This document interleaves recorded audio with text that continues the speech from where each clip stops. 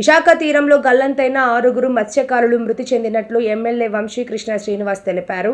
ఈ ఘటనలో ప్రాణాలతో బయటపడ్డ కారీ చిన్నాని ఆయన పరామర్శించారు. అనంతరం ఆయన మీడియాతో మాట్లాడారు. అందరికీ నమస్కారం. ఇప్పుడే ఎవరైతే బోటు ప్రమాదంలో 6గురు చనిపోవడం జరిగింది అని చెప్పేసి ఆ బోట్లో ఉన్నటువంటి మృత్యుంజయుడిగా మేము భావిస్తూ ఉన్నాం. సాయంత్రం 3 గంటలకి బోటు తిరగబడితే 9 గంటల వరకు తిరగబడిన బోటు మీద అలా ఉండి అక్కడి నుంచి ఉదయం 7 గంటల వరకు అలా ఈదుకుంటూ వచ్చి ఆ పిల్లలు గుర్తొచ్చి నా ఫ్యామిలీ పిల్లలు అనుకుంటా ఆ బలంగా ఆయన నాటుకొని కళ్ళ ముందు 6గురు 1 by 1 చనిపోతున్నా కూడా అలా ఈదుకుంటూ వచ్చి ఇవాళ మన ముందుకు వచ్చి జరిగిందంతా కూడా కళ్ళ ముందు చెప్తుంటే చాలా బాధాకరం. బ్యాడ్ ఏంటంటే వాళ్ళందరూ బతకాల్సిన పరిస్థితి. ఆ బోటు ఒక్కసారిగా అలలు తిరగబడడంతో ఆ ఫోన్లు వాళ్ళ చేతుల్లో ఉన్న ఫోన్లన్నీ కూడా పోవడం వల్ల కమ్యూనికేషన్ లేకుండా పాపము తీవ్రంగా ఇబ్బంది పడ్డారు. వాతావరణం బాగుంటే జనరల్గా ఉదయాన్నే జాలార్ బోట్లు అలాగే ఆ చుట్టుపక్కల పెద్ద పెద్ద బోట్లు కూడా తిరుగుతూ ఉంటాయి.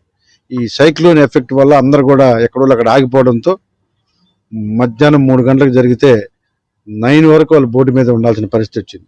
లేకపోతే మామూలుగా పరిస్థితులు అయితే ఖచ్చితంగా ఆ చుట్టుపక్కల దొరికేది. సో ఇవాళ మనం 6గురిని మిస్ అయ్యాం.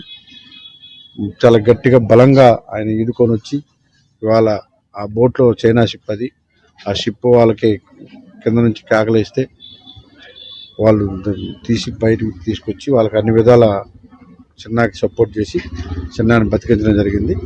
ఈ కార్యక్రమంలో ఇవాళ ఒక పక్క మెరైన్ వాళ్ళు, మరో పక్క కోస్ట్ గార్డు, మరో పక్క నావీ, మరొక పోర్ట్ అధికారులు కూడా పూర్తిగా సహకరించారు. మరి ఆ 6గురు చిన్నా చెప్పిన ప్రకారం మరి లేరు, నా కళ ముందే చనిపోయారని చెప్తా ఉన్నారు. మరి మనుషులు దొరకాలా లేకపోతే బాడీలు దొరుకుతాయో వెయిట్ చేయాలా. అది కంటిన్యూగా ప్రాసెస్ జరుగుతుంది కాబట్టి చిన్న లెక్కల ప్రకారం వాళ్ళు లేరని చెప్తా ఉన్నారు. అది రేపటికి కానీ ఒక క్లారిటీ వస్తుంది కాబట్టి వాళ్ళందరికీ కూడా కుటుంబాలని రాష్ట్ర ప్రభుత్వం పూర్తిగా ఆదుకుంటుంది. ఇలా గంటకి ఓ పక్క ముఖ్యమంత్రి గారు, మరో పక్క ఉప ముఖ్యమంత్రి గారు, అలాగే స్థానికంగా మా భరత్ గారు కూడా గంటకి అడుగుతూ ఉన్నారు. రాష్ట్ర అధ్యక్షుడు పల్లా సింగ్ కూడా ఎప్పటికప్పుడు పరిస్థితిని తెలుసుకుంటా ఉన్నారు.